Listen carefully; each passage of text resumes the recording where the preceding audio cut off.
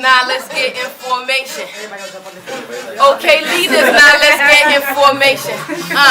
When you spit them bars, let me see your concentration. Flow up, blow up, show up with no hesitation. Age of enlightenment, pardon my entitlement. Establishment be frightened cause we spit it to ignite. Let's go. Nah, they don't want us to get this paper and the keys. You have the system on its knees. That's right. Them white supremacists is corny with that racist mess. My students catch my fly each and every morning. I'm so reckless when I read them that Malcolm X. I'm so possessive cause my kids are my everything. My thinking Anzalua, we reading bell hooks to y'all. You mix that Hampton with that Davis, make a woke ass class, y'all. Pedagogy is the foundation Slay. for me and my students to get information. Cause I slay. Black pride, magic, and dedication. Cause I slay. Are the keys to our liberation. Okay. Let's go. Carter, Lord, Hooks, LeBron, France, Fanon, children of the gods. I be about my peoples from Africa to Yard. Creed philosophy says, go mad fucking hard. Looking around at these faces, we see lots of hesitation, but y'all really should not be worried. This Creek got y'all information. And on the 20th, we're focusing on formation. We won't have the beat twice. This week's beat is formation. But we're looking at our formative assessments. And somebody read it out loud, our objective for the next 2 sessions. Forming your school and classroom culture, forming your communication, forming your expectations, forming your pedagogical philosophy. And part of what we're going to talk about today are standards and assessments this Saturday and our Saturday on the 20th. And then moving on from that point, we're going into our elements. What do those look like? So, you know, sidebar, there might be a space for a hip-hop dance, but that's not the summative. There might be a space for rhyming, but that's not the summative. That's the vehicle to get the students to where they want to be, right? It is just the way that you're accessing it. So CRE is a mindset, an approach, more than just a lesson or a unit. It's not just in the classroom, but it's informed by a social political climate. So, formative assessment, storytelling, what about element? Use poetry or another creative form of expression to tell a forgotten or overlooked story. Consider whose story never gets told. How can you be their voice? I want to be a better black person. I don't know how to be. There are a lot of thoughts that just as a black person, like, I'm afraid to share. Like, Jay-Z means way more to me than Martin Luther King. So then who was utterly shocked when he was like, Jay-Z means more to me than MLK? Just a little bit. Just a little bit? Yes. 3 evils of society. Who's heard this before? Stand in this convention knowing that on some positions, power is asked the question, is it safe? Expediency asks the question, is it politic? Vanity asks the question, is it popular? Okay. And so now thinking about these 2 pieces, right? Jared Carmichael and his connections to Jay-Z and why that is so important to like millennial culture. And even more than Jay-Z, other rappers in that space, right? Like just other artists, other figures that embody something. And then the connections, how do we make this connection for them? How do we as educators first make this connection for ourselves of MLK to Jay-Z? And then how do we transfer that to the students in our classrooms? I would try to maybe even show them a quote of each of them without a name attached to it to see if they can find that those similarities or differences, and then we'll build stuff through those articles. I feel like using the op-ed that Jay-Z wrote on Meek Mill and connecting it to Letter from Birmingham Jail. I can see how we can like show parallels between Jay-Z and MLK. You know, Jay-Z's been in the industry for decades, and you can see that growth and transformation. With somebody like A Boogie, who is so young and like we haven't really had time to see that. Where are we pulling that from? The thing, not for us to go through all the A Boogie lyrics. Not for us to listen to A Boogie, He got albums? I don't know, album. Right? Right? His singles. But it's for us to possibly use this speech, identify themes, and ask them, and Alex is doing something similar, so you can talk to her about it. Ask them to find those themes in their contemporary music. Does it exist? How does it exist? And how can we connect the past to the future? If you notice, there are names all around the room. So as you're reading, if there's something that really resonates with you, if there's something, a point that you think is really salient under any of these theories that are around the room. So these are all people that have sort of presented or posited a particular theory around critical pedagogy, right? So whether it's Carter G. Woodson or Bell Hooks or Audre Lorde, if there's something in that section that really resonates with you, we're going to ask that one person volunteer and put a quote, an excerpt, not too long. And then what we'll do is we'll go into rounds, sort of a gallery walk. You guys have done gallery walks in your classroom? So when you've had time to read, you put the quotes up, and then we'll give you about 10 minutes to go around the room and extend your thinking, question, comment on the quotes that are around the room. March 1st, 1954 represents the protest of the independent freedom fighters of Puerto Rico. And Lolita Lebron led the charge. She was fortunately noted as a terrorist and convicted to 25 years in prison, for which she stood for her nation.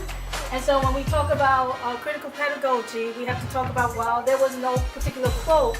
There was a statement in terms of her and her convictions. And I think, Kalita, you led on to that before in terms of standing on your own. And what does that mean? And where does the tension come in? And are you willing to stand on your own to really fight for what your truth is? And in that, setting forth critical pedagogy that somebody else writes for you on your behalf, but you're doing it in terms of action. Peace. Franz Fanon, I first was introduced to him back when I was a teenager with The Wretched of the Earth, but I didn't understand then, so now in my adult self, this quote from this excerpt makes much more sense to me, where no, we don't want to catch up with anyone, that we just want to walk in the company of humanity. And when you put it into like a critical pedagogy lens, I think that it's always starting from looking at the oppressed first and seeing why is this marginalization, and why is this dichotomy of two separate entities going on whenever we want to look at the advancement of people. But I feel like if we put it in this box of humanity, then critical pedagogy will always have that platform. So we looked at Carter G. Woodson, who said that the school system creates and conditions students to believe that they're leaders rather than servants. And when you control a man's thinking, you don't have to worry about their actions. So the school system is basically reproducing the inequalities that exist outside, and it's designed to do that. Our goal is, we're saying, to get your critical pedagogy, your philosophy of pedagogy information. And so our hope is that this conversation this morning is turning over that soil and really helping you to interrogate, again, where do you stand? Where are the tensions? What are the challenges? And how do you navigate them? And then in turn help your students navigate. So the forming and norming of the culture of an educational practice. Educators are tasked with bringing form to the culture of an institution by taking the reins when it comes to classroom management, social emotional inventory, and investment. So when you form the culture of an environment, you can make it a punitive environment, and you're going to have people responding to you because they're scared and feared into consequences, and not loved into a way of having higher expectations for themselves. Ashe? So we're going to take a look at some examples of people that have taken authority with the forming of the culture around how they engage with their own families as well as the community.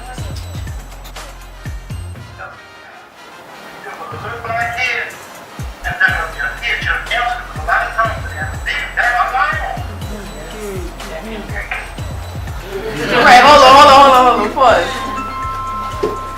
What happened? How dare you believe in your excellence? How dare you believe in your greatness? How dare you believe you can beat anyone? And he said, don't leave her alone. She is confident. You asked her once, that's it. She's a kid. They're the ones that took all the risk. When no one else, when all the people that they're social with, they took all the risk. So they have the right to, be heavily involved in their children's lives and not let people like that interviewer creep in and then start seeping these outside forces. Right, opposed to somebody else capitalizing on their children's talents, they understand capitalism where it begins, right? And so therefore, when you take this European concept of capitalism and you flip it, and then of course you look like hustler in the street. That's right. So these men, ain't nothing wrong with right? that. These men they know their talent in their children. They are capitalists, and they're gonna allow their children to capitalize. And it's going to take on their 10,000 hours of practice to make you an expert and a master. And I'm going to invest in you. I'm gonna sell my house. I'm gonna quit my job. We're gonna move to Florida. We're gonna move to Houston. Right. We're gonna do what we gotta do. Her family did such a great job in instilling such great faith in herself that she could live through this whole life and still, as an accomplished tennis player, being questioned about her greatness. But she still was so graceful, like, I'm great and I'm gonna win. And I win everything, that's why. And that's because the forming and the norming of her values was rooted in love and excellence. So you should have a colored sheet of paper, or it might be white, and you're gonna take 10 minutes. This is silence. This is for you to fill out to whatever level of detail your summative, then these benchmark formatives that are aligned to the summatives. You're going to take the time to look at these standards, right, that would align to helping students master that summative. That's only going to be 10 minutes. So the goal is to complete the sheet as much as possible, but it's only 10 minutes. You have 10 minutes to do that. Then you're going to buddy up with someone. Switch sheets, right? And you're going to ask 3 questions on their sheet. Make 2 comments, provide 1 suggestion. That's loose. But you're going to have about 10 minutes to do that. That's partnered up. And then for the last part, your facilitator, your content facilitator, will facilitate that sharing out. I'm Brendan, not quitting them heads yet. I'm Brendan, not playing them games yet. Raise them stakes. I got it down pat. Now I got it straight. Now I got the facts. Can I keep going? Got the feeling now. Feeling like a game. Heading up the targets, cause that's the objective. Violate that shit. Time for new systems. Step up, step back. Try to be your true self when you step into class. Be present with your thought. Don't look like account for the community. Make it last. Gotta be forward thinking. Gotta reference the past. Pedagogy was once a word I couldn't say. Now I eat, breathe, and sleep the shit every day. My philosophy on pedagogy. Be yourself, trust the student, and love the student body. I think we all know the culture is flawed. I think we all know the world needs more. So I'm obliged to deliver it raw and sell it off in the kitchen and write it off in the stores. I know souls like Jonah, Maya, and James are just a few of the shoulders I stand on. They keep me pulsing, keep my heart going on strong.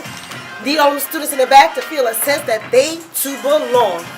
Hey, this system corny with that miseducation mess. Miseducating Negroes like my man Woodson said. See your agenda crystal clear, you teach to a test. Slave kids, the future's ready for your brilliance.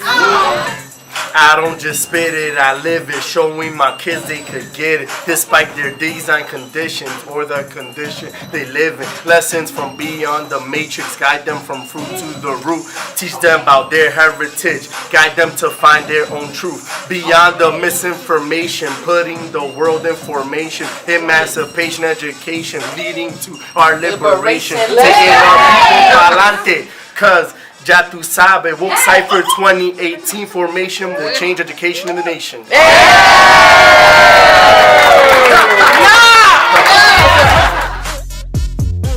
I got hot sauce in my bag, swag.